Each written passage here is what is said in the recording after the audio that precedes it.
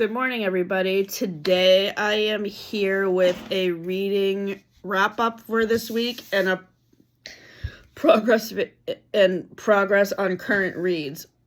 So I'm going to start with the wrap-up because I'm going to talk about the books I'm bringing back to the library today first, which is why I'm making this video now instead of making it tomorrow. The first book I wanted to talk about is Can't Get Enough by Kennedy Ryan. This is the final book in the Skyland trilogy, which focuses around three friends, Yasmin, Soledad, and this book focuses on Hendrix. Hendrix is the character in this trio of women that I relate the most to because she's an activist. As people know, I'm a disability rights activist, and in this book,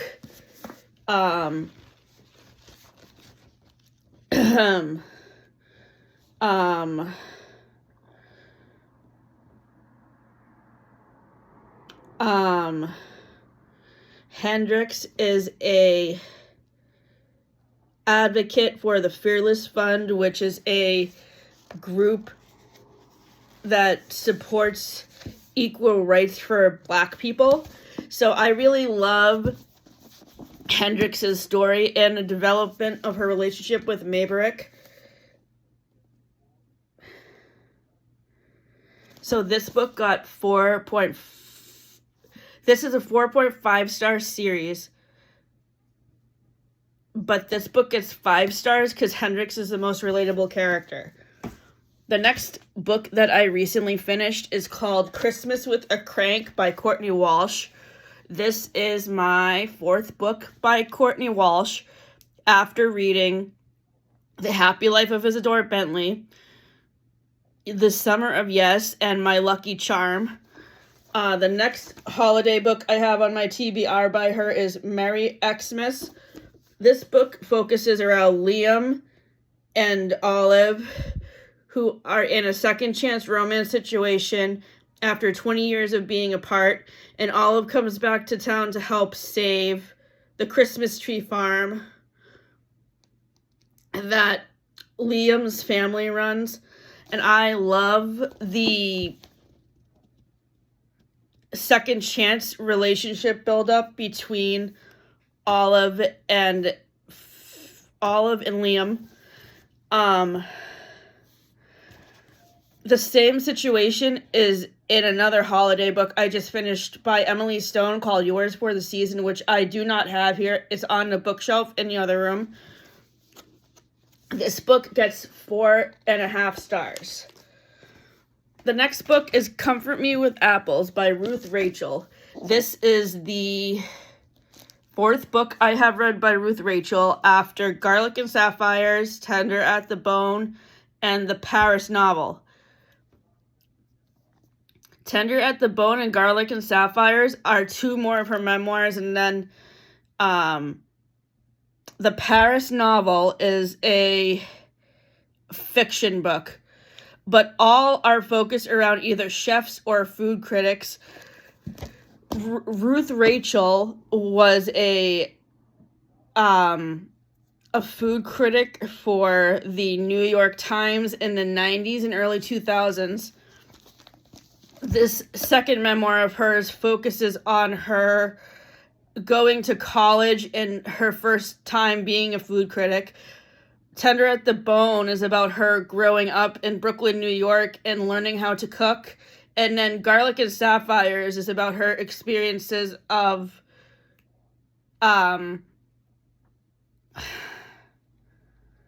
being a food critic and having to dress up in certain costumes in order to get into restaurants because the restaurants didn't really like the reviews that she gave, so they had to ban her from coming in because of the negative reviews. I really love her writing style, and we have made a couple of the recipes in here too. This book was selected from the Manhattan to Stars Hollow TBR because the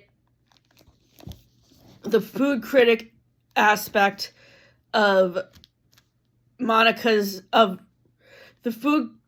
because in the one where they're going to party, Monica is a food critic for the local paper, and she writes a really negative view of Alessandro's, and that's how she becomes the chef of Alessandro's. So all of Ruth Rachel's books, including this one, get 4.5 stars. The next book that I finished is called Pumpkin Everything by Beth Labonte. This is a rom-com that is set in a fictional small town in New Hampshire called Autumnboro, which I would think would be similar to like any town in New Hampshire, like the town where I went to high school, Amherst, for example, or maybe Mount Vernon, or even maybe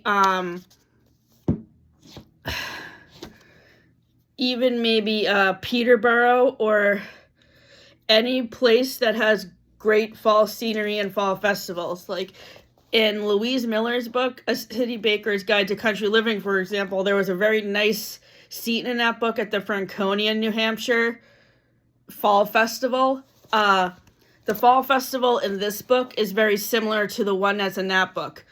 And I just love the setting. This is my first book by this author. And I am hoping to read more by her. So I have to look up what... Oh, she has a holiday sweet romance. I might... Oh, the next book in this duology is Maple Sugar Crush, which I think I will read next. And then I will try reading the summer series next year. The summer series trilogy is The Summer at Sea, Summer at Sunset, and Summer Baby. So this book gets 4.5 stars. Kathleen and I were originally going to preview this for next year's fall TBR for From Manhattan to Stars Hollow, but we decided not to add any more books to the TBR at this point because we are already stacked with books to review. So the podcast will be chock full of many different books for you guys to learn about from us. So stay tuned for our next episode, which will be recorded on April 26th and be out on May 2nd. The next book that I read was recommended to me by Gabby at Gabby Reads, and it's called The In Between Bookstore by Edward Underhill. This is a second chance romance between two gay boys named Darby and Michael. And Michael is afraid to come out as gay. So basically the setting of the bookstore is the in-between between the bookstore is a representation of his childhood and his adult life because the bookstore is the place where he felt the safest as a kid. So I really liked the character growth in this book of Darby, who is the main female character, and how he eventually... actually, I don't want to spoil the ending. So this book gets 4.5 stars, and thank you to Gabby for the recommendation. The next book is called... Now I'm into the reading progress section of the video. The next book that I'm reading is Our Last Days in Barcelona by Chanel Cleaton. This is actually the last book in a series, so I read this series out of order. This book was recommended to me by my neighbor Kathleen, who lives next door to me. So I'm going to have to read these books in order now. This book is called... I will read you what this is about. Barcelona, 1964. Exiled from Cuba after the revolution, Isabel Perez has learned to guard her heart and protect her family at all costs. After Isabel's sister Beatrice disappears in Barcelona, Isabel goes to Spain in search of her. Joining forces with an unlikely ally thrusts Isabel into her sister's dangerous world of espionage, but it is unearthed piece of family history that transforms Isabel's life. Barcelona, 1936. Alicia Perez arrives in Barcelona after a difficult voyage from Cuba, her marriage in jeopardy, and her youngest daughter Isabel in tow. Violence brews in Spain, the country on the brink of civil war, the rise of fascism threatening the world. When Cubans journey to Spain to join the International Brigade, Alicia's past comes back to haunt her as she is unexpectedly reunited with the man who once held her heart. Alicia's and Isabel's lives intertwine and the passive person collide as a mother and daughter are forced to choose between their family's expectations and following their hearts. Currently, in this book, I am on page 197. The next book was recommended to me by Carly at the Pastel Bookshelf. She didn't give this book a very high rating, but I decided to give it a try anyway to see if my opinion differs from her. This book is called The Frozen People by Ellie Griffiths. And it's a time jump murder mystery that is set in between present day and Victorian England.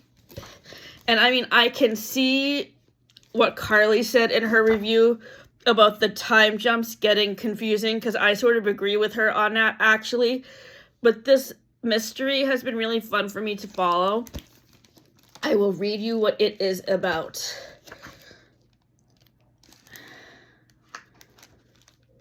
Allie Dawson and her cold case team investigate crimes so old they're frozen, or so their inside joke goes.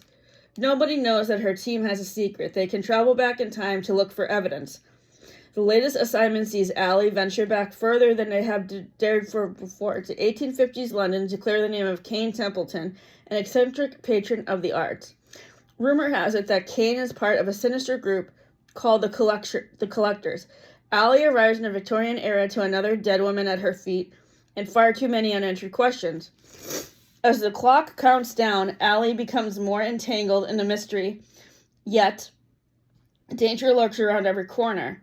She soon finds herself trapped, unable to make her way back to her beloved son Finn, who is battling his own accusations in the present day.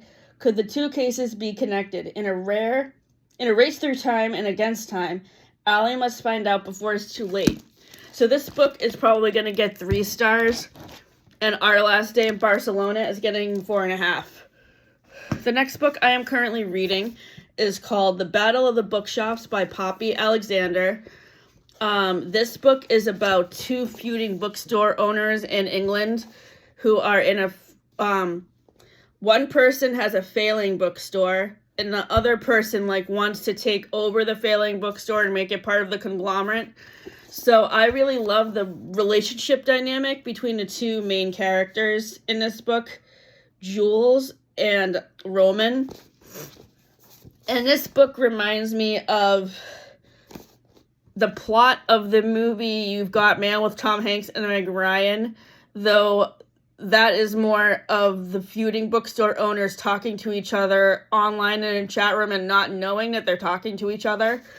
So this makes me really want to see that movie, as I have never seen it before. And currently, in this book, I am on page 194.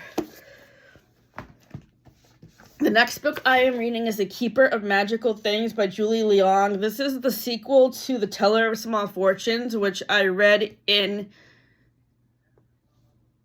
May. And this is a magical realism book that is about dragons. And the sticker is over the top of the description of the first...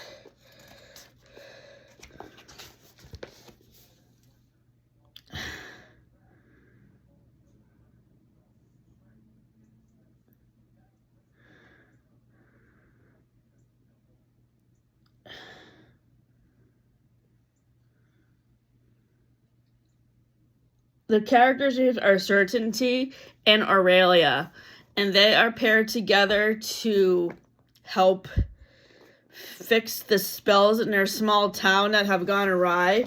So far, I am on chapter 12, page 170. The next book is a book I have been highly anticipating, as it was a new release from last December that I am finally getting around to reading.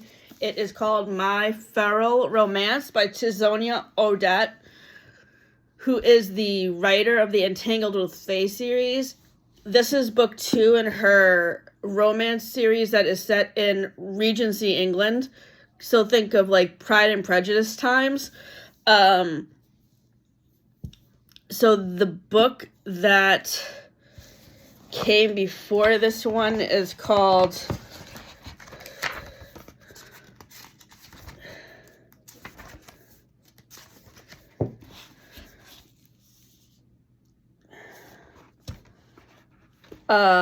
Revelry of Hearts. And I just started this book yesterday, and I am on chapter 6, page 59. The next book is a book I borrowed from my neighbor Kathleen, and I'm giving back to her before I go run errands this morning. So that's another reason why I had to make this video now. This is called The Off Limits Rule by Sarah Adams. This is on the back list of Sarah Adams. I believe it's part of her series that's set in...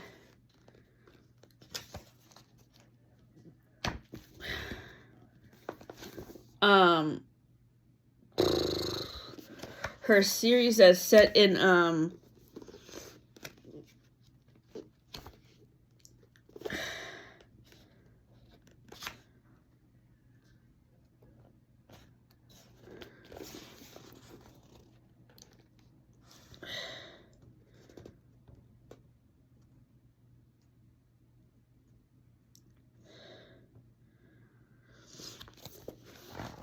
this is set in the South, but I don't remember what state it's set in. I couldn't so this book focuses on Lucy, who falls in love with her brother's best friend, Cooper. And I love the dynamic between Cooper, Lucy, and Lucy's son, Levi, who I believe is supposed to be 6. It's really sweet. Sarah Adams is one of my new favorite romance writers. I met her in January when she came to speak at Books A Million in South Portland to sign her book, Beg, Borrow, or Steal, which is the 3rd book in her series, When in Rome. The final book in that series is coming out on December 30th, and I cannot wait to see how the series wraps up and see what the romance is like in this book. The Off Limits Rule gets 4 stars. The next book I'm reading is Close Knit by Jenny Colgan. This book focuses on Gertie, who is learning how to knit and sew, and she learns how to knit and sew from her mother and her grandmother. And along the way, she falls in love with Callum, who owns the local airline. And I really, so far in this book, I'm on chapter 26. I started this book on Tuesday, and I really love the development of the relationship between Callum and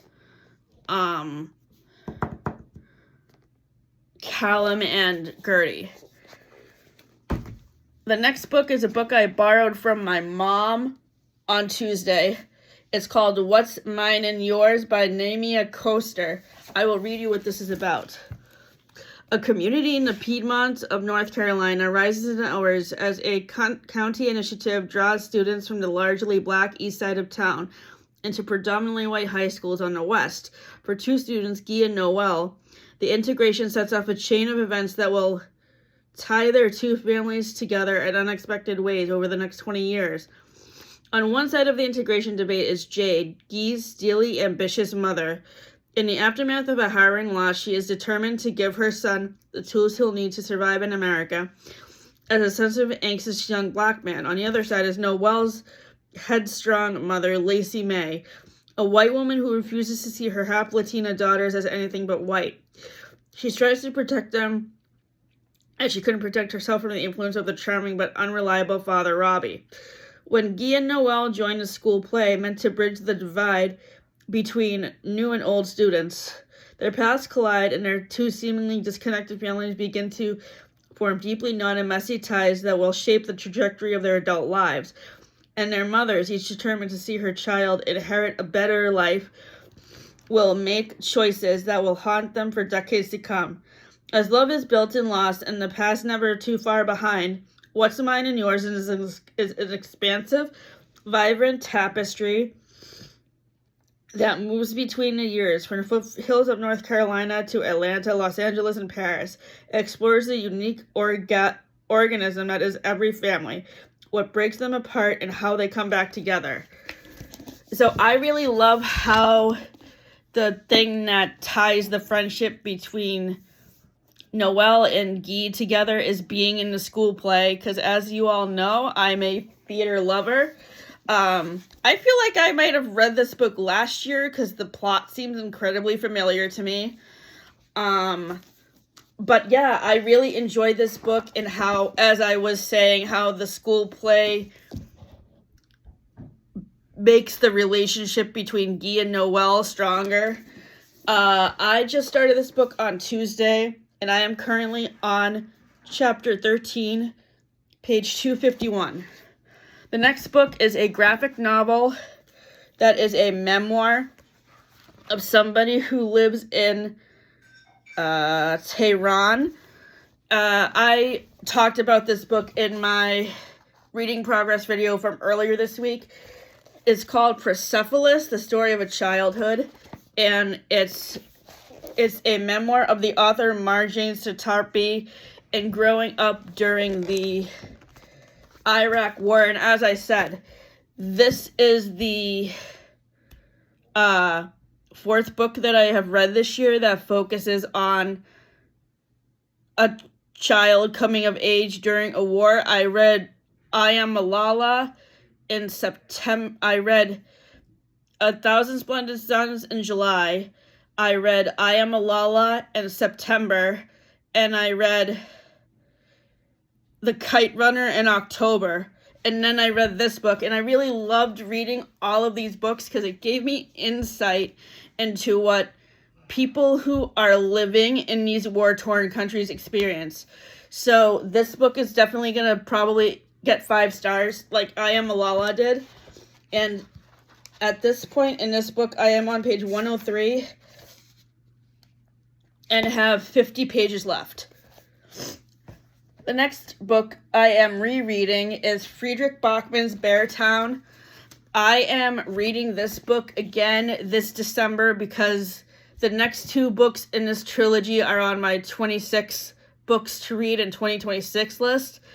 And I haven't read this book in over a year, so I need to refresh myself with all the characters before I read the next 2 books. So this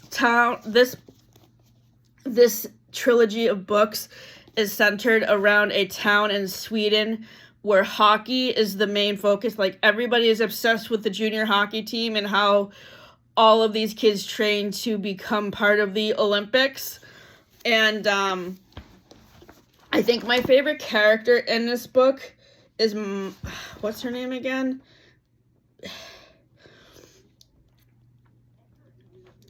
I think her name's Maya. Right. Yeah. My favorite character in this book is Maya, and I love her friendship with Anna, and how throughout the novel it kind of has its rough patches because of stuff that goes on with the hockey team. So since this book is a reread, I gave it a 4.5 star rating, and it is on the Friends and Gilmore Girls TBR to be paired up with the episode of Gilmore Girls, The Face Off, which is about Rory going to watch Dean play hockey. The next book that I am rereading for the next half of December is The Great Alone by Kristen Hanna. This is a historical fiction novel about a war veteran who uproots his family after the war to move to Alaska. And the discussion question I can answer now is actually about Alaska. Before reading this book, what was your perception about life in Alaska? What surprised you? So, I have never lived in Alaska, but my sister had an internship there when she got out of college, and I remember her telling me stories about how dark it was there, like 23 hours of the day. So that experience is highlighted in this book quite a bit. And currently, I just started rereading this book last night. I am currently on chapter 6, and in Beartown, I am currently on chapter 7. Finally, the last book in this progress video I wanted to talk about is Silver Nitrate by Sylvia Moreno Garcia. This is another reread for me. I read this for the first time last October for Halloween. And Sylvia Moreno Garcia does a really great job of infusing Mexican culture in her books. This book focuses on two people named Tristan and Montserrat who are in the Mexican film industry. And they are in this story together solving a mystery about a filmmaker who is retired. And I just love the mystery. The romance between them now, I just feel like they should have just focused on solving the mystery, and the subplot of romance was not really necessary. So this book's rating is not changing. It's still going to be 4.5 stars. Thank you for tuning in. I will be back on Friday with my holiday book haul video and 26 books I want to read in 2026. Have a great day.